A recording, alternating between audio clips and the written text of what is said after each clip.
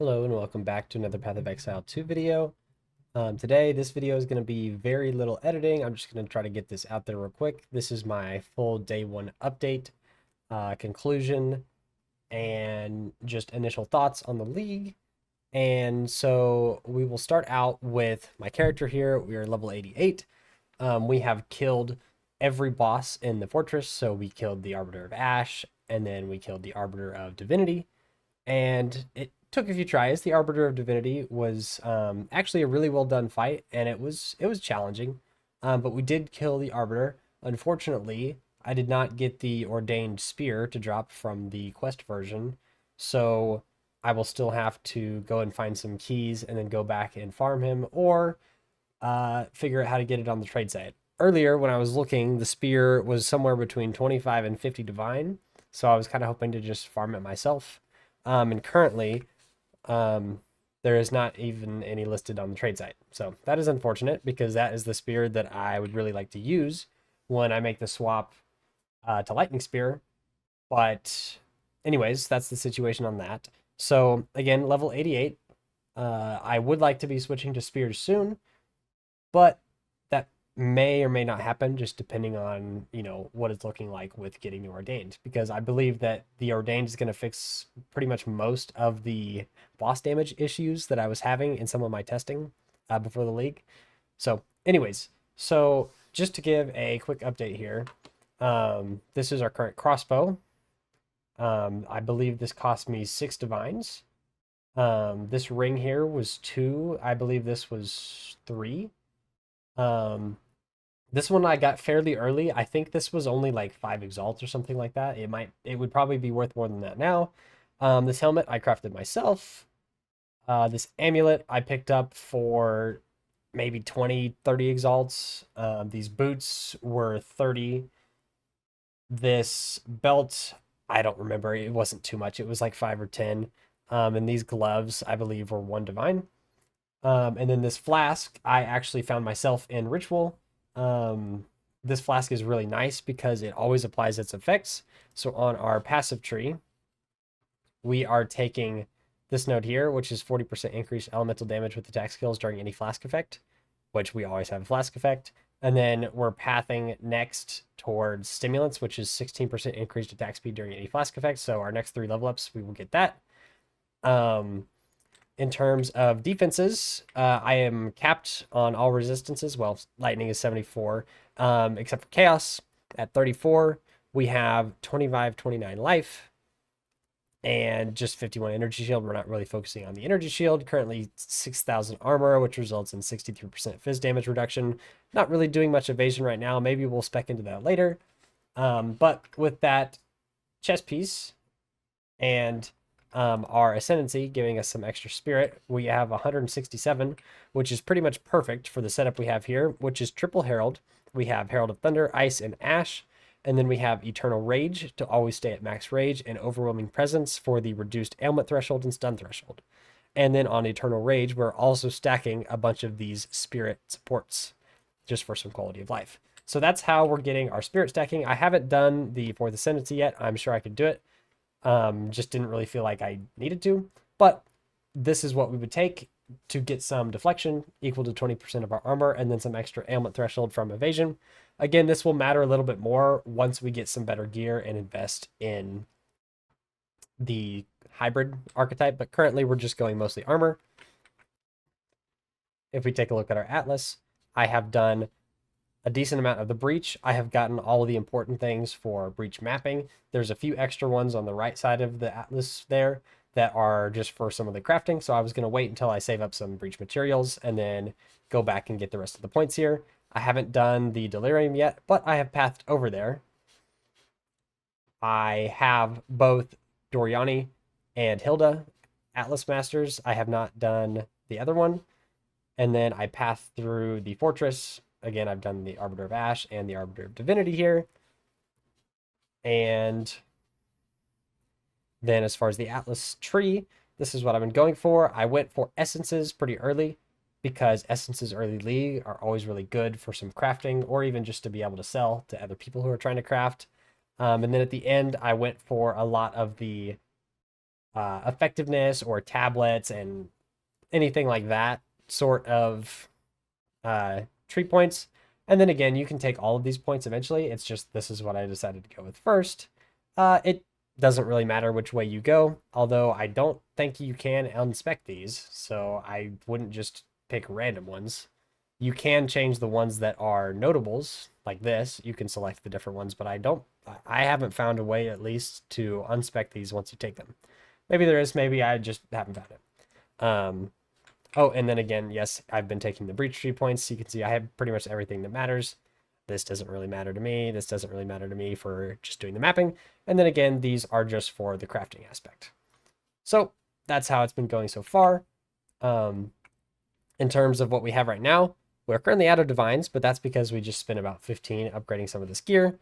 But all of those upgrades were actually after we killed the Arbiter of Divinity. So that we killed him on much worse gear than we currently have. And then one thing that has been a little bit of an issue is map sustain for me, and I don't really know why. It just seems like 99% of the maps I do, I only get one waystone back, which doesn't let me sustain maps very well. With the occasional map that doesn't even drop a waystone, and then, I'm in the hole. So I've had to be buying a lot of these from Duryani. I think I've probably bought like 30 or so of the T14s from him just to be able to keep mapping at the higher tiers. So that's kind of unfortunate. But anyways, that's how that's going. And tomorrow, once I get back on stream, we're going to take a look at, see what the price of the Ordained is, see if we can either save up for it or if we just need to go out and farm the Arbiter and try to get it. Or if it seems like it might take too long, then maybe we just go pick up a decent rare spear, because I don't believe that anything else on this character would have to be changed except for just the weapon and then obviously the passive tree, but everything else here is functionally the same in terms of the spear versus the crossbow build. So it wouldn't take too much to get that switched out. But yeah, we had a great start to the league. We completed the campaign in under 7 hours, and then we were in the maps. And then it didn't take too long before we climbed up the tiers. If you rush for the fortress up here, there is powerful map bosses all over the place. And when you complete these, they actually drop a waystone of a higher tier than what you put in, or at least they're supposed to. It seemed like it was bugged, and there was quite a few times that it actually didn't drop a waystone. And so I was left, stuck with my map sustain. But, I would say 75%, 80% of the time it does give you that. And then this helps you climb the tiers much quicker. And then we killed the Arbiter of Ash. I want to say about the same amount of time into the maps as it was in the campaign. So maybe around hour 14, something like that. And then the Arbiter of Divinity was like exactly on 24 hours. And we did a 27-hour stream. That's what I just finished up about an hour ago. And then I went and updated the written guide for this on Mobalytics, which I will show you in a second. But anyways, that's how the league's been going. Okay, so if we head over to the Tactician leveling guide, I have added a level 81 snapshot, which this does not include the gear that I had. I mean, this is the right base, but I didn't really feel like I had the time to go put in all the affixes, but I did use Painter's Servant. The gems are all correct though, and the tree is all correct. So this is what it looked like at level 81. And then I also have just added a level 88 snapshot, which is what I finished the stream at. And this, I did go in and put in all of the affixes and runes and everything I'm wearing. And again, the gem setup is exactly the same as what I have. And then the passive tree is exactly the same as what I have. And then I did make the note of pathing to stimulants next, like I mentioned, this node here. Just so if you are getting to this level that you still have an idea of where to go next. But yeah, this build is, again, level 88. This has killed all quest bosses in the fortress, including Arbiter of Divinity. You can pre-place your grenades for most bosses. We are using explosive, gas, and oil for this combo. And you just need to make sure you consistently get all 3 grenades out. You don't just want to be using one. They really build off of each other. So just make sure you're getting all 3 of them out.